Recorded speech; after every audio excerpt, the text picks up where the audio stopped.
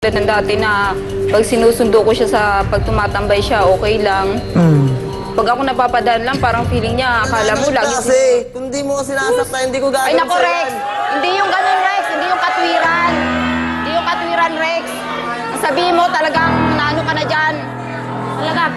Hanggang saan mo kayang ipaglaban ang pagmamahal mo kay Rex, Beth? Hanggang kamatayan po, Chang.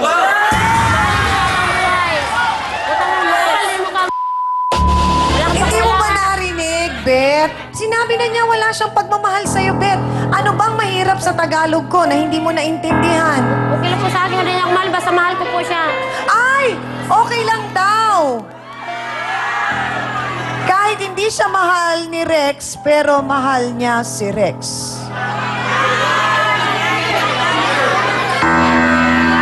Ang tanong, Rex, seryoso ka ba kay Beth? Nang nasabi ko kanina, kapag nalapsing po, pupunta po ako sa kanila.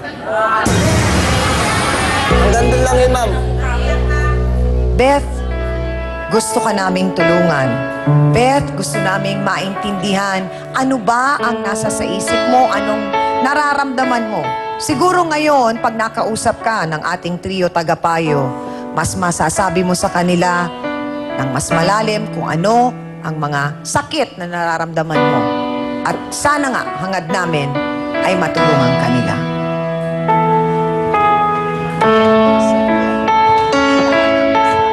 Hindi pa kasi kami nagbatian, kaya sabi ko, doon ko na lang sabihin sa asawa niya. Para malaman ng asawa niya. Hindi nga, pero may intensyon kang hindi maganda. Kaya mo sinabi sa asawa niya. Kung may alam ka, may pakikialam ka. Eh bakit sasabihin mo, nakikialam ang kapatid mo? Magkapatid kayo. Dapat siya makialam dahil may magmamahal siya. Eh bakit kanya hinanap? Bakit kanya kinuha? Dahil nakikialam siya dahil may pagmamahal sa iyo. Nakikita po namin talaga ang kahalagahan ng counseling na ibinibigay namin sa inyo dahil kahit na kanina pa tayo nag-uusap, nagpapalitan kayo ng mga salita at sama ng loob ninyo para sa isa't isa. Pagka dumadating yung puntong nakakausap kayo ng ating trio tagapayo sa counseling, doon marami pang lumalabas, doon marami pang napag-uusapan, at doon sa counseling na yon, marami pa rin kaming mga naririnig na nagbibigay sa amin ng konklusyon kung bakit mas naiintindihan namin ang inyong mga pinagdadaanan. At sa aspeto nga ng legal, ay syempre nandiyan si Attorney Ben para kayo ay bigyan ng mensahe ngayong araw na ito. Sa kalagayan ni Dailin at Beth, no? Dapat niyong malaman na sa batas, isa kayong pamilya. Dahil sabi nga, ang family relations, hindi lamang limitado sa kalagayan ng magulang, ng anak, ng asawa sa kanyang asawa, kundi maging ang magkapatid. Kayo bagaman nandun sa kategoryang half-blood sisters kayo dahil iba ang inyong ama. Subalit tandaan nyo, ang pinaka-importante rito, iisa ang pinagmulan ay o kung saan kayo ipinanganak. Yang inyong ina. Yun lamang. Salamat po, Attorney Ben Acosta. Dr. Camille, alam po namin na may mga binahagi si Beth sa inyo. Ganon din si Dailina. Pinakiusap na nila na wag na sanang mabanggit pa. At nirirespeto naman natin ang kanilang request na yon. At yun naman ay gagawin natin para sa kanila. Pero dun po sa naging pag-uusap po ninyo, mas naunawaan po ba ninyo si Beth? Totoo yan, Chang. Kasi nung una, nung nakikita ko siya, alam ko nababothered ako.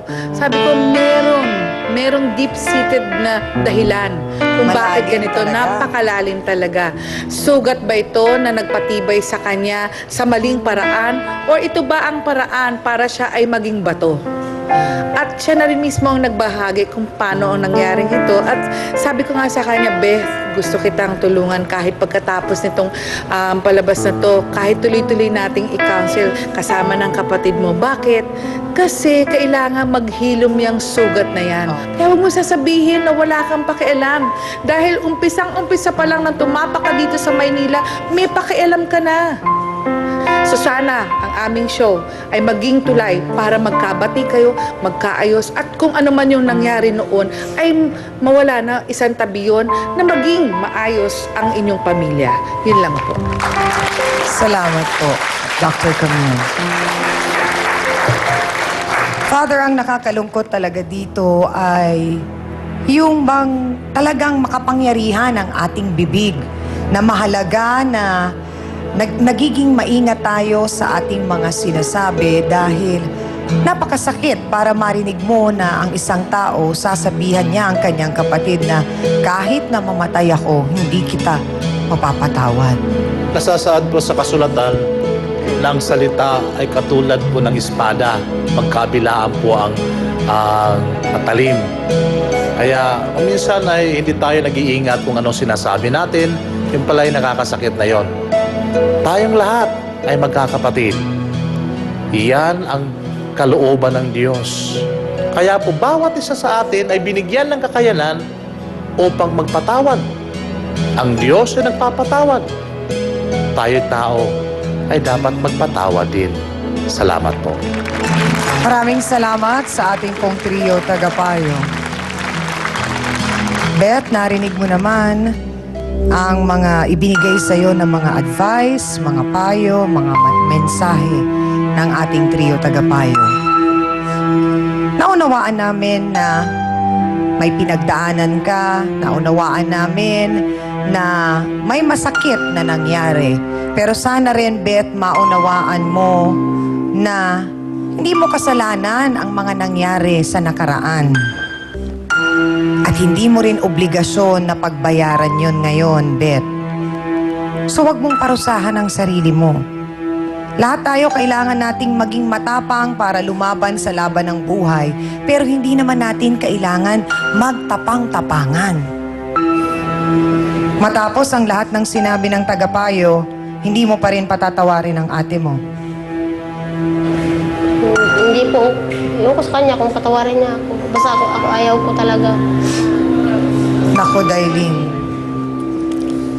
Siguro, Ate Dailin, yun na lang ang pwede mong itulong sa iyong kapatid. Yung tiyagain mo at pagpasensyahan mo siya na magpakaate ka, unawain mo na lamang, samahan mo siya dito sa amin sa programa, magkikita kayo ni Dr. Camille para mabigay ang counseling na kailangan para kay Beth.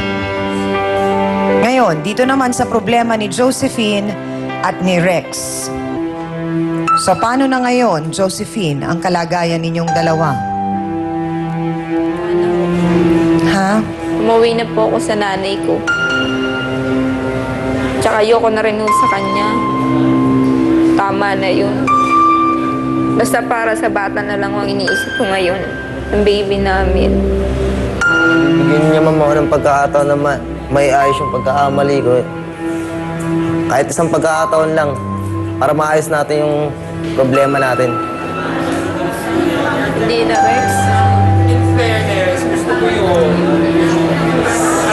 Kasi ako tao lang naman ako, nagkakamali naman ako eh. Baka pwede namang ano ko sa'yo na ano. Alam mo, Rex, Magbabago panahon na lang ako. siguro, Rex. Pero sa ngayon, Rex, hindi talaga. Hindi mo na ba talaga kayang bigyan ng pagkakataon pa si Rex? Ayoko. Tama na. Tignan mo rin mabuti, Josephine. Suriin mo rin mabuti. Alamin mo, timbangin mo. Ikaw lang naman din ang makakapagdesisyon yan. Panahon na lang ako siguro makakapagsabi nun. At siguro talaga rin, kung ganun ka-desidido, Rex, na mabigyan ka ng isa pang pagkakataon, kailangan mong ipakita yon, pagtrabahuhan, na maibalik ulit yung tiwalang ikaw din ang sumira. Mapapatunayan ko po yan, ma'am. So, Beth, paano na kayo ni Rex? Uwi na po ako ng probinsya.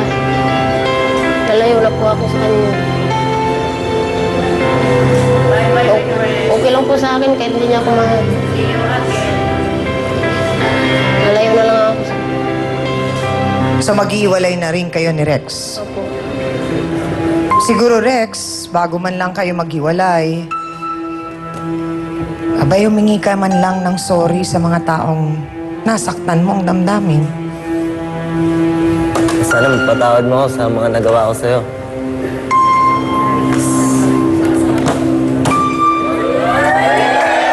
Sana magpatawad mo ako, ha? Ha?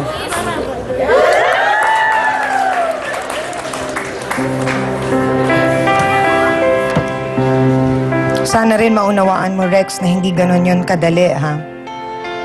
Mahirap. Masakit. Walang tao ang gustong maloko siya, hindi ba?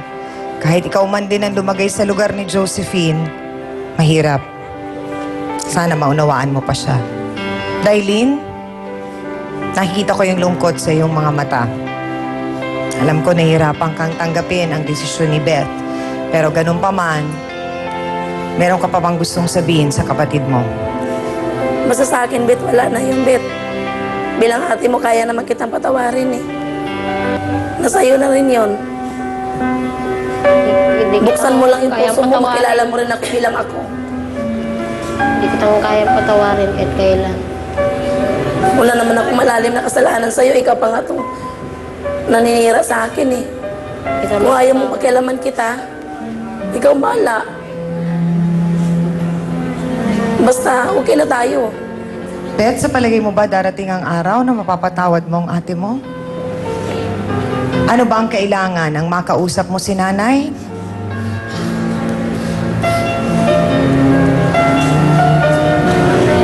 Basta di po siya mapatawad talaga at kailan.